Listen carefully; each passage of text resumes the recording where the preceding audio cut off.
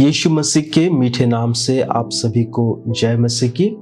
परमेश्वर को हम धन्यवाद देते हैं कि आज हम जिंदा हैं और परमेश्वर के संगति में हम आ सकते हैं।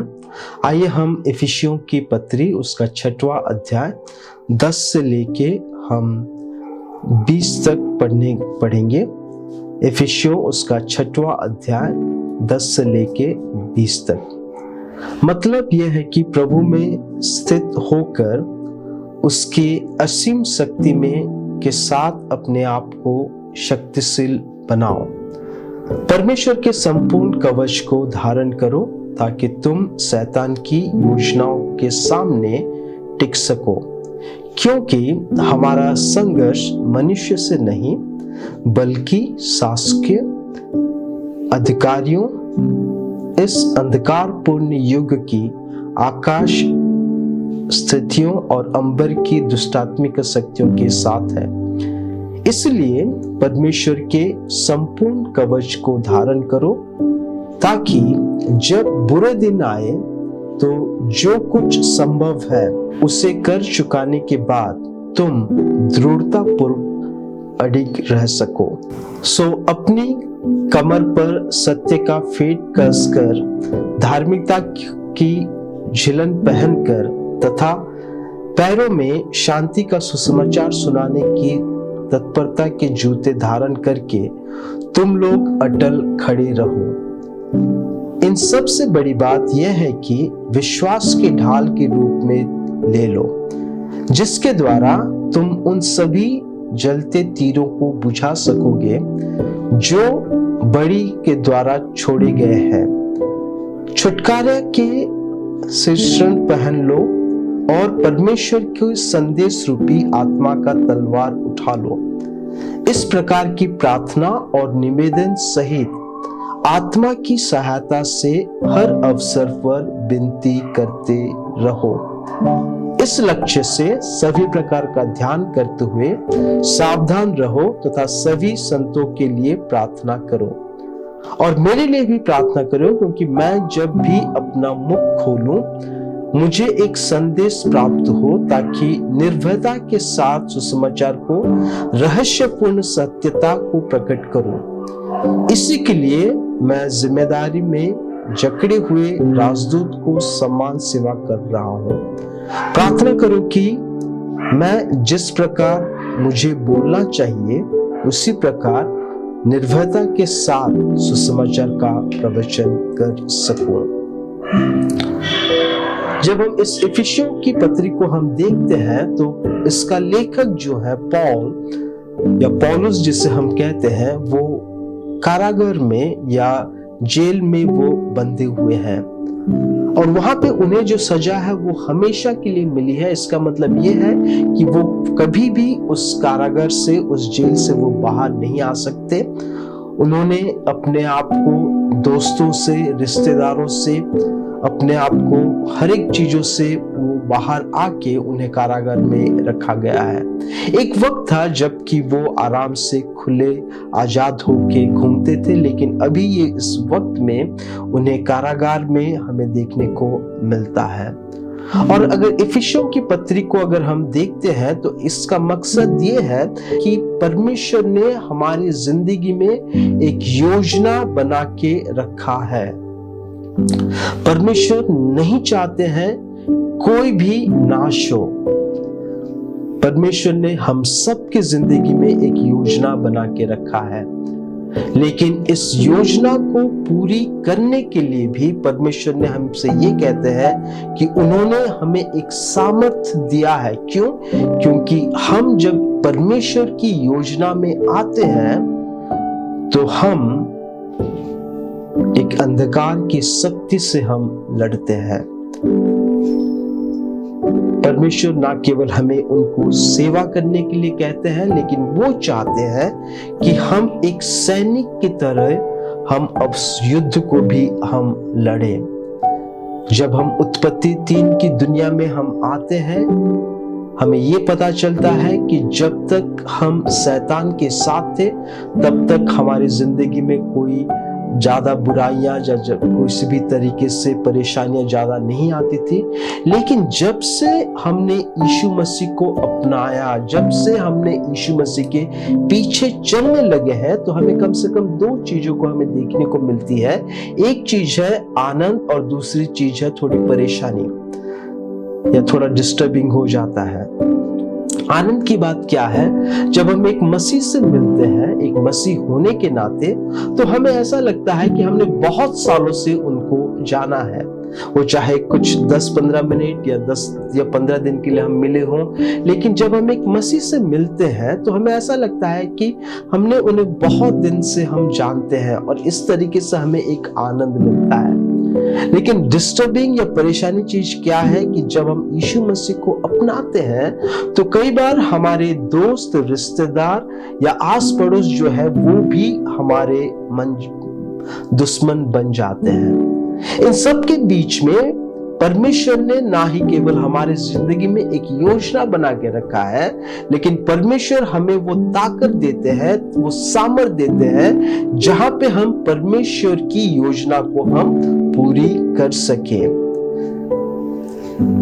और पौलुस हमसे ये कहता है कि हम एक युद्ध में हैं, हम लड़ रहे हैं एक दूसरे का युद्ध, शैतान के साथ हम अपने हाथों से हम लड़ रहे हैं। और ये युद्ध जो है, हम ये देखते हैं कि युद्ध में उसी की जीत होती है जो मजबूत होता है। जो कमजोर हो जाता है वो हमेशा युद्ध में हारता है। और पौलुस हमसे ये कहता है कि अगर हमें युद्ध में लड़ना है तो हमें परमेश्वर में हमें मजबूत होके रहना पड़ेगा। और जब हम अपने आप को अपने तरीके से एक अच्छी मसीह बनाने की हम सोचते हैं तो हमेशा हम हार जाते हैं। तो पौलुस हमसे ये लिखता है कि हमें किस तरीके से परमेश्वर में हमें मजबूत होना है ताकि हम युद्ध को ना हारे। और हमें ये नहीं भूलना चाहिए कि जब तक हम इस दुनिया में जिंदा हैं तब तक हमारी जिंदगी में लड़ाई या युद्ध का सामना हमें करना पड़ता रहेगा। लेकिन वचन में हम ये भी देखते हैं कि परमेश्वर ने हमसे ये कहा है कि वो हमें कवच देंगे उस युद्ध को लड़ने के लिए। मतलब ये हुआ कि परमेश्वर उन लोगों को देख रहे हैं जो कि युद्ध कर सके। और युद्ध में या लड़ाई में हमें दुश्मन को पहचानना बहुत ही जरूरी है। अगर हम दुश्मन को अगर नहीं पहचान पाएंगे तो हम गलत लोगों के ऊपर हम अपना वार करेंगे। और वचन हमसे ये कहता है और ये सिखाता है कोई भी इंसान हमारा दुश्मन नहीं है। कोई भी आदमी, कोई भी औरत, कोई भी बच्चे, कोई भी बड़े, वो हमारे दुश्मन नहीं है। इंसान मसीह का कभी भी या मसीह के लोगों के लिए कभी वो दुश्मन नहीं है। तो ये दुश्मन कौन है? ये दुश्मन वो है जो कि हमें दिखाई नहीं देता है। हमारे दुश्मन ना दोस्त ना रिश्तेदार। अगर हम सोचते हैं कि वो है तो हम अपना ताकत जो है हम खामोखा वो गवा रहे हैं। पौलुस क्या कहता है हमारा दुश्मन कौन है? पौलुस ये कहता है कि हमारा दुश्मन जो है वो शैतान है। जिस तरीके से हम परमेश्वर को अपनाते हैं, जिस तरीके से हम इंडिविजुअल या पर्सनल परमेश्वर को अपनाते हैं, उसी तरीके से शैतान भी जो है वो हम सब की जिंदगी में अकेले अकेले के पीछे वो आता है।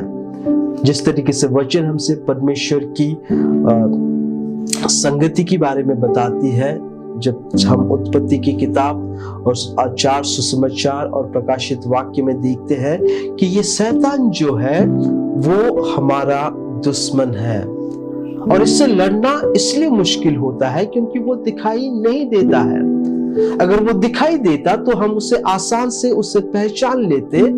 और वचन हमसे ये कहता है कि हमें उसका मजाक नहीं उड़ाना चाहिए। शैतान को हमें सीरियसली ही हमें लेना चाहिए। क्यों?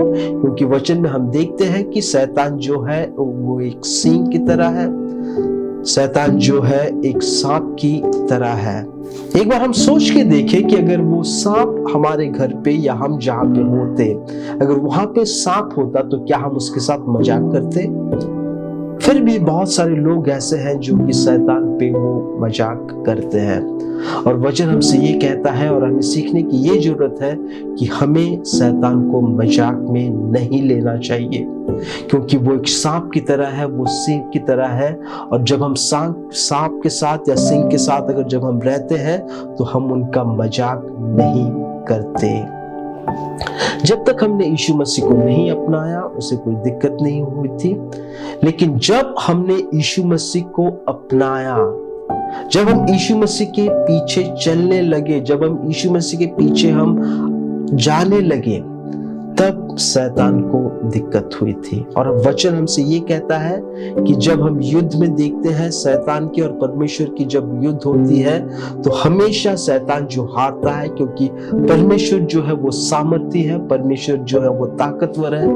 लेकिन जब शैतान हमसे लड़ाई करता है हमें हारने की उम्मीदें ज्यादा रह सकती है, और हम इस शैतान से हम सारी मिलिट्री ताकत के जरिए से हम इसके साथ हम युद्ध नहीं कर सकते। अगर हम उसके साथ सारी मिलिट्री ताकत या बॉम्ब या सारी गन्स लेके भी अगर हम उसके साथ युद्ध करेंगे तो हम उसको थोड़ा सा भी हम छू नहीं पाएंगे।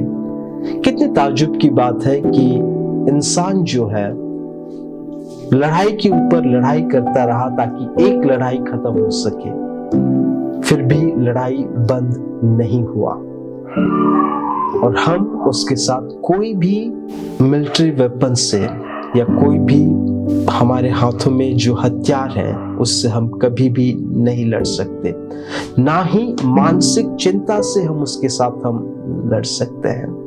पौलुस क्या कहता है? पौलुस इस लड़ाई में लड़ने के लिए पौलुस कहता है कि हमें एक सैनिक के नाते हमें परमेश्वर का कवच उसको हमें धारण करना है। सैनिक के बारे में पौलुस इसलिए कह रहा है क्योंकि वो जेल में है, वो एक कैदी बन के है, और उसके सामने जो है वो सैनिक ही दिखाई दे रहे हैं। और उस लड़ाई को लड़ते लड़ते पौलुस ये कह रहा है कि मसीह होने के नाते हमें एक सैनिक के कवच को हमें धारण करना होगा, और उस कवच के साथ हमें तैयार होना भी होगा, उस कवच को पहन के हमें रहना होगा। और सबसे पहली चीज पौलुस हमसे ये कहता है कि हमें सत्यता, परमेश्वर का 11वां आयत ये कहता है कि परमेश्वर के संपूर्ण कवच को धारण करो ताकि तुम शैतान की योजनाओं को सामने टिक सको, क्योंकि हमारा संघर्ष जो है वो मनुष्य से नहीं है। 13वां आयत, इसलिए परमेश्वर के संपूर्ण कवच को धारण करो ताकि जब बुरे दिन आए तो जो कुछ संभव है उसे कर चुकाने के बाद तुम दृढ़ता पूर्वक अड़िग रहो। सो अपनी कमर पर सत्य का फेंक कसकर धार्मिकता की झिलन पहनकर तथा पैरों में शांति के सुसमाचार सुनाने के तत्पन्न जूते का धारण करो। सबसे पहले पौलुस हमसे ये कहता है कि हमें सत्यता को हमें समझना है, सच क्या है और झूठ क्या है, इन दोनों चीजों की हमें अच्छे से समझ में होना बहुत ही जरूरी है। सच सच है, चाहे कोई भी बढ़ावा दे या ना दे, और गलत गलत है, चाहे कोई भी उसके लिए भी बढ़ावा दे या ना दे। और ये पहली चीज है, एक सैनिक होने के नाते हमें सत्यता को हमें समझना है। हम उस दुनिया में रहते हैं जहां पे बहुत सारी गलत इंफॉर्मेशन हमें सुनने को और देखने को भी मिलती है, लेकिन तुरंत हमारा कंक्लूजन या तुरंत हमें ये सोचना नहीं चाहिए कि क्या सही है या क्या गलत है। एक सैनिक होने के नाते उसके पास सही खबर होना बहुत ही जरूरी है ताकि वो उस लड़ाई को वो लड़ सके। दूसरी चीज पौलुस कहता है कि हमारा दिल जो है उसके ऊपर जो आवरण होना चाहिए, उसे हमें ठीक से पहनना होगा। क्यों?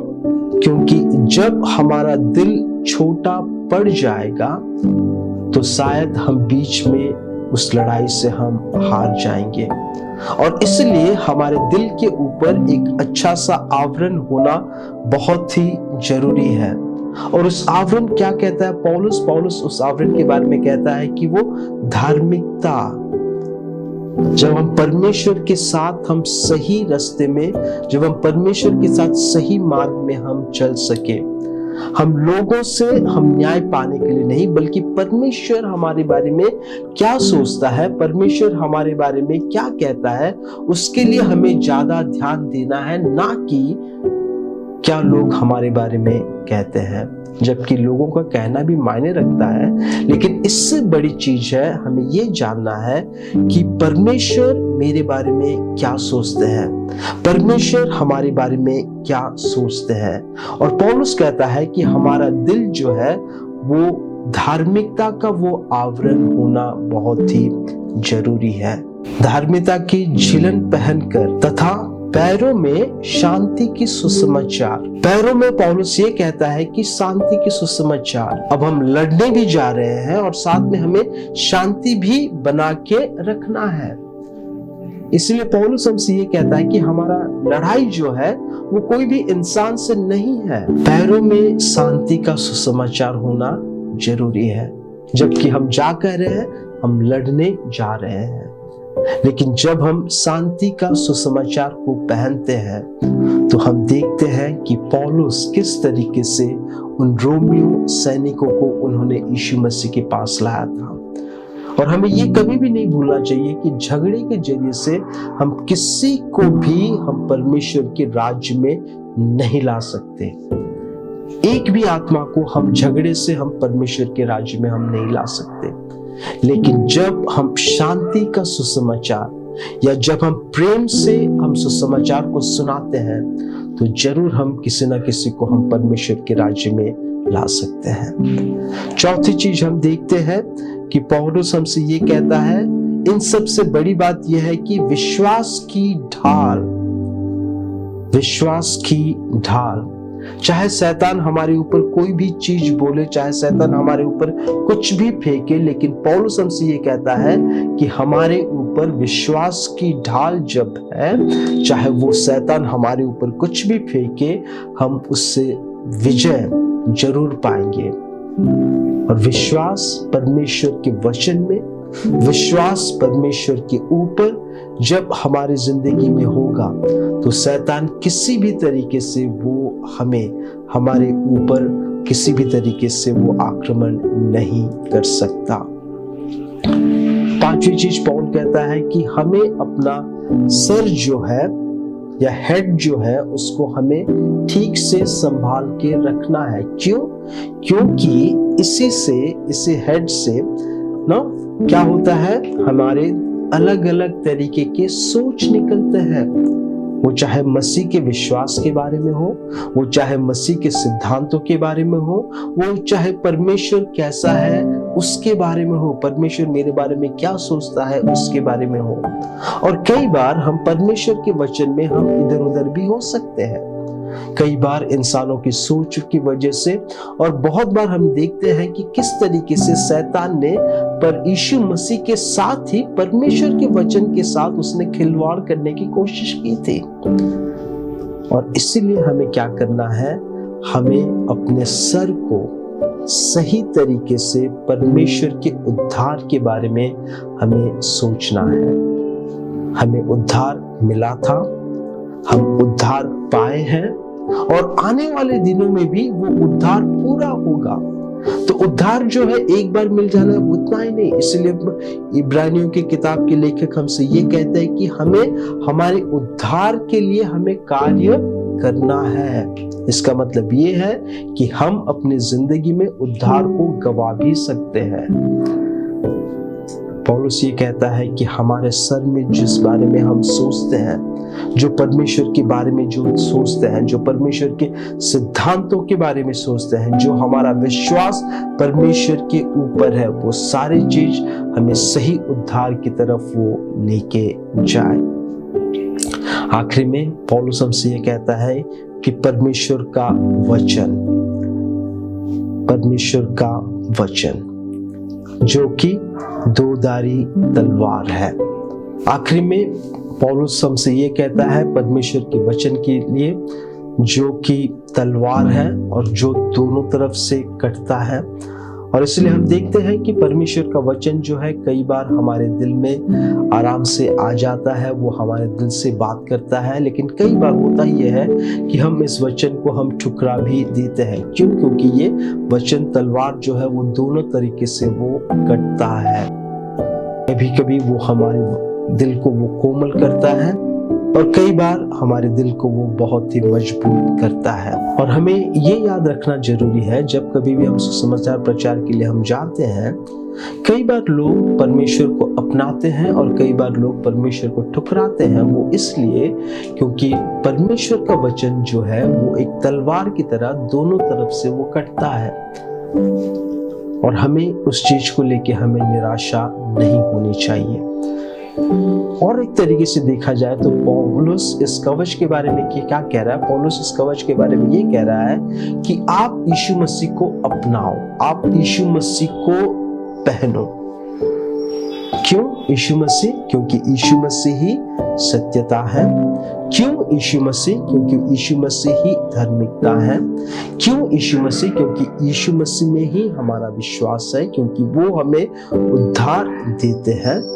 और जब हम शैतान के साथ हम लड़ने जाते हैं, हम हार जाते हैं, लेकिन जब हम यीशु मसीह को पहन के जाते हैं, जब हम यीशु मसीह की सत्यता, जब हम यीशु मसीह की धार्मिकता, जब हम यीशु मसीह पे विश्वास करके हम जाते हैं, तो हम शैतान को हम हरा सकते हैं। और साथ में 18 और 20 आयत में पौलुस हमसे ये कहता है कि हमें हमेशा प्रार्थना करते रहना चाहिए। हमेशा प्रार्थना करते रहना चाहिए। इसका मतलब क्या है? 24/7 क्या हमें पूरा दिन, पूरी रात हमें प्रार्थना करते रहनी चाहिए? मान लीजिए कि एक क्रिश्चियन सर्जन है और उन्हें ऑपरेशन थिएटर में जाना है, तो वो शायद वो सर्जरी करने से पहले वो प्रार्थना करे। लेकिन एक बार सोच के देखिए कि अगर वो ऑपरेशन थिएटर के अंदर जाके वो प्रार्थना करना शुरू कर दे और वो कॉन्सेंट्रेट ना करे पेशेंट के साथ, तो उसके साथ क्या हो सकता है? तो हमें प्रार्थना और कंसंट्रेशन, कार्य और हमारी प्रार्थना की जिंदगी कैसी होनी चाहिए, ये हमें सोचना है और वो हमें तय करना है। और पौलुस हमसे ये कहता है कि हमें हमेशा प्रार्थना में लगे रहना है। लेकिन पौलुस ये भी कहता है कि हमें आत्मा से हमें प्रार्थना करना है। और आत्मा से प्रार्थना करना क्या है? बहुत सारी चीजें हो सकती हैं, लेकिन क्योंकि हमारे पास ये जो थोड़ी वक्त है इसको समझने के लिए, आत्मा से प्रार्थना करने का मतलब ये होता है कि उससे पहले आत्मा से हम प्रार्थना करना देखें, हमें शरीर में प्रार्थना करना क्या होता है वो हमें समझना है। शरीर में प्रार्थना करना क्या होता है? शरीर में प्रार्थना करना वो होता है जब हम एक मुसीबत में आते हैं, उस वक्त हम परमेश्वर को पुकारते हैं, वो शरीर में प्रार्थना करना होता है। लेकिन आत्मा में प्रार्थना करना क्या होता है? आत्मा में प्रार्थना करना ये होता है कि हम उस मुसीबत में जाने से पहले हम अपने आप को तैयार रखते हैं, ताकि हम उस मुसीबत को हम कैसे हैंडल कर सके, कैसे हम उसे ठीक से हम उसको हैंडल हम कर सके। और पौलुस कहता है कि जब हम हमेशा आत्मा में प्रार्थना करते हैं, तब वो हमें आसान रहता है मुसीबतों का हमें सामना करने के लिए। परमेश्वर ने हमारे जिंदगी में या वचन में कभी ये नहीं कहा कि जब हम मसीह को अपनाते हैं तो सारी परेशानियां हमारी जिंदगी से दूर हो जाती है, बल्कि परमेश्वर ने ये कहा कि हमारी जिंदगी में हमें युद्ध का सामना हमें करना पड़ेगा। लेकिन साथ में उन्होंने ये भी कहा है कि वो हमें कभी नहीं छोड़ेंगे और वो क्या करेंगे? वो हमें वो सामर्थ देंगे। और वो सामर्थ क्या है? परमेश्वर का कवच।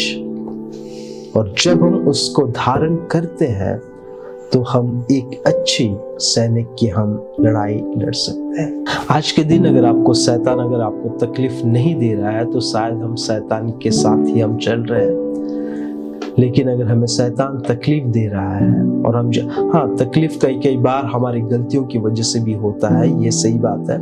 लेकिन कई बार हमें समझ में भी आता है कि हम शैतान के साथ हम कैसे हम लड़ रहे हैं। हम ये जाने कि मसीह की जिंदगी जो है वो एक युद्ध की जिंदगी है, एक लड़ाई की जिंदगी है।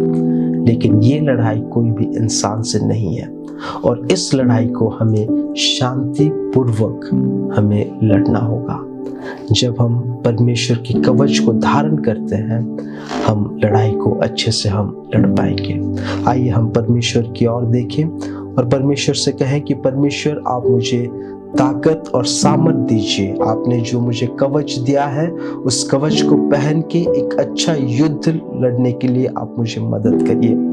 आपने मुझे बुलाया है एक मसीह सैनिक के रूप से और हम प्रार्थना करते हैं पिता आज के दिन कि हम इस युद्ध को हम अच्छे से लड़ पाए।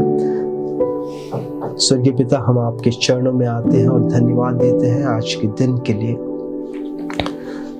आपने हमें युद्ध में बुलाया है और हम ये जानते हैं पिता कि हमारा युद्ध जो है कोई इंसान से नहीं है, ना कोई रिश्तेदार, ना कोई दोस्त या फिर घर के कोई भी सदस्य, वो हमारे दुश्मन नहीं है। आज हम ये भी जानते हैं पिता कि हमारी युद्ध जो है वो हमें दिखाई नहीं देता है, लेकिन हम आपको कवच के लिए हम आपको धन्यवाद देते हैं। आपकी सत्यता के लिए आप हमें धन्यवाद देते हैं। आपने जो विश्वास हमारी जिंदगी में दिया है उसलिए हम आपको धन्यवाद देते हैं। आपने हमें जो दिल और जो मन दिए हैं आपके वचन के ऊपर, उसलिए हम धन्यवाद देते हैं। आज के दिन हम प्रार्थना करते हैं पिता कि जब हम इस कवच को हम धारण करते हैं, प्रार्थना करते हैं कि हम सत्यता की जिंदगी में हम जी सके, ना किसी को दिखाने के लिए बल्कि आपके नाम की महिमा करने के लिए पिता। प्रार्थना करते हैं कि जब हम इस कवच को पहनते हैं, आप हमें इस युद्ध में अच्छे से लड़ने के लिए आप हमें मदद करिए पिता। धन्यवाद देते हैं, आपने हमें जो वादे और जो सामर्थ आपने हमारी जिंदगी में दिए हैं। प्रार्थना करते हैं पिता कि हम जितने भी आपके नाम से जाने जाते हैं, कोई भी इस युद्ध में ना हारे, बल्कि हम सब अच्छे युद्ध से लड़के हम आपके चरणों तक हम आ सके पिता। फिर एक बार धन्यवाद देते हैं आपके वचन के लिए और इस समय के लिए। प्रार्थना करते हैं कि आप हमें हिम्मत वाला आप प्रार्थना करते हैं कि आप हमें ताकतवर बनाइए, जहाँ पे हम इस युद्ध को अच्छे से हम लड़ पाए। धन्यवाद देते हैं कि आपने हमारी इस प्रार्थना को सुनी है। ये प्रार्थना हम यीशु मसीह के पवित्र नाम से मांगते हैं, आमीन। परमेश्वर आप सबको आशीष दे, सबको जय मसीह की। फिर एक बार धन्यवाद कि आपने अपना कीमती समय लिया, जहाँ पे हम कुछ समय परमेश्वर की संगति में हम परमेश्वर की हम आराधना कर सके। धन्यवाद। परमेश्वर आप सबको आशीष दे। आने वाला सप्ताह, आने वाले दिन जो है आपकी जिंदगी में आशीषमय हो और प्रार्थना यही है कि हम सब मिलके परमेश्वर ने जो युद्ध हमें दिया है उसे हम लड़े। परमेश्वर आप सबको आशीष दे। सबको जय मसीह की। धन्यवाद।